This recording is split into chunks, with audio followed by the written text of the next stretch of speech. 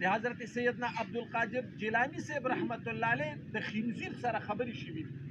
خنزیر ته وایي چې ستا په نیز باندې بدترین انسان څوک دی؟ خنزیر وایي ما الله ته سوال وکړو چې یا الله زه دې په مخلوقاتو کې د ټولو نه نجس ناخوښه مخلوق پیدا کړی، خو شکر په دې وباسم چې زه د بېلمازه بېمونځ ګزاره نه یم پیدا کړی، په دې شکر وباسم. نو دا جنتیان جهنمیانو ته وایي ما سلککم فی سقر، څه خبرې جهنم ته راوستی؟ ځکه چې یو په عظیمه کامیابۍ سرفراز دي، فقط فاز فوزا عظیما، او بل د عظیمې ناکامۍ سره مخامخ شوي. اهل جهنم جواب ورکوي جنتیانو ته چې موږ ولې جهنم ته راغلي یو؟ نو ورته به فرمایي چې قالو لم نکو من المصلین، موږ لمونځ نه کوو، سم نه کوو. دا یو نه وي موږ قتلونه کړي وو، دا یو نه وي موږ سودونه کړي وو، دا یو نه وي موږ زنا کړې وه، دا یو نه وي موږ شراب څښلي وو، دا یو نه وي موږ ظلمونه کړي وو. اولنۍ بنیادي وجه یې د مونځ ډیفیشنسي مخې ته راوړله. دا مونځ صرف عبادت نه دی، دا احادیث د رسول الله مطابق دا د انسان د ایمان علامت دی.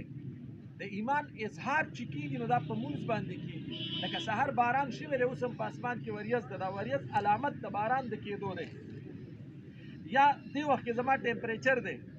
نو د میډیکل پوهان وایي چې دا ټمپریچر دا بیماري نه ده، دا په بدن کې د بلې بیمارۍ علامت دی. نو په دین او په شریعت کې دا مونځ په اصل کې د انسان د ایمان علامت دی، چې کوم ځای کې ایمان موجود دی به مونځ کوي. زمونږ په دې معاشره کې یوه طبقه داسې ده او د هغې عجیبه تصور دی د دین متعلق،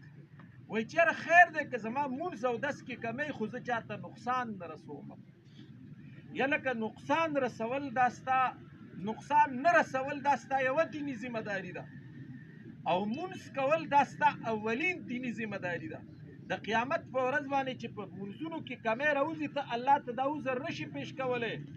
او دا دلیل ورسره نشي ویلی چې که زما په مونځ کې کمی دی خیر دی، خو ما چاته نقصان نه دی رسولی. نه، نقصان نه رسول دا ستا یوه سماجي سوشل ذمه داري ده، دا به نه رسې.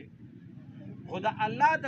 د حضرت سیدنا عبدالقادر جیلانی صاحب رحمت الله علیه د خنزیر سره خبرې شوي، او دا زموږ عقیده ده چې د اولیاو کرامات برحق دي، خو دا د ولی په اختیار کې نه، او دا په دې دین باندې په تواتر سره روانې دي دا خبرې. خنزیر ته وایي چې ستا په نیز باندې بدترین انسان څوک دی؟ خنزیر وایي ما الله ته سوال وکړو چې یا الله زه دې په مخلوقاتو کې د ټولو نه نجس ناخوښه مخلوق پیدا کړی، خو شکر په دې وباسم چې زه د بېلمازه بېمونځ ګزاره نه یم پیدا کړی، په دې شکر وباسم. دا زه سوچ کوئ سحر خلک جومات ته تللی دی، 80% خلک د ساري مونځ نه کوي. په دې کې هلکان هم دي او تورګیر هم دي او پلاران هم دي او د هلکانو پلاران هم دي او د جینکو پلاران هم دي، سحري مونځ یې نه دی کړی.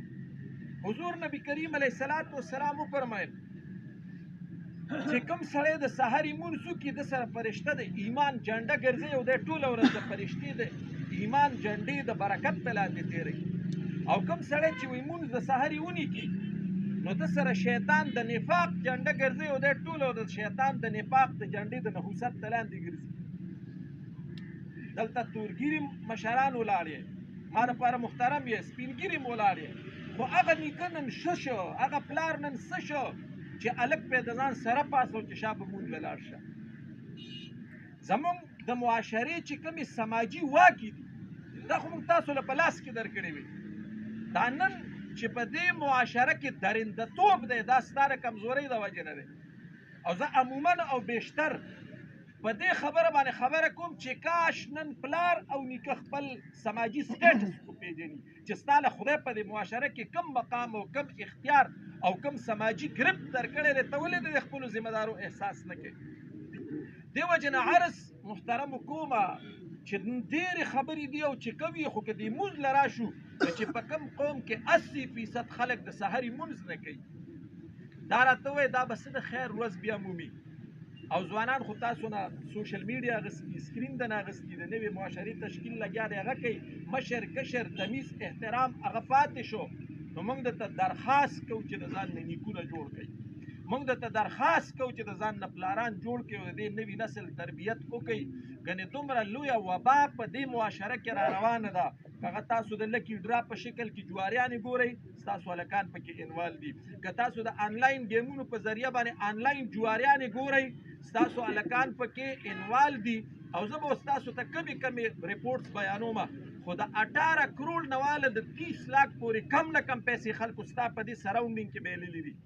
او دغه سپینګیری پلار دغه عزتمن نیکه بیا سبا شرمیږي د دې اصل ذمه دار زه تا ګرځومه ولې نوی نسل ته خو نوې ټکنالوژي متوجه ده او موږ ځان تیار کړی نه دی موږ د هغه تربیت کړی نه دی موږ د هغې په نیګیټیو او پازیټیو اسپیکټس باندې سوچ نه دی کړی او صرف روټۍ خورو او د ځانم نوکر جوړ کړی دی رزق ولګټو د خپل اصل ذمه دارو ادراک وکړئ نو عرض مې دې پورې کوو چې دا مونځ کم از کم را ژوندی کول غواړي خوښ هم ده که نه خاص کر د سحر ده دا تبلیغ والا چې دا ډېر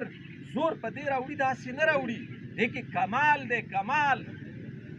دا د خدای سره د وفادارۍ اعلان دی دا مونځ په اصل کې دا صرف عبادت نه دی چې خدای سره سړی د وفادارۍ اعلان کوي دا سړی به 15 وخته مونځګزار جوړیږي او قیامت کې به اولنی حساب کتاب د سحرې د مونځ کېږي ګورئ د مونځ به کېږي بیا به د سحرې د مونځ کېږي نو چې د سحرې مونځ زمونږ ګډوډ راوخېږي څه به کوو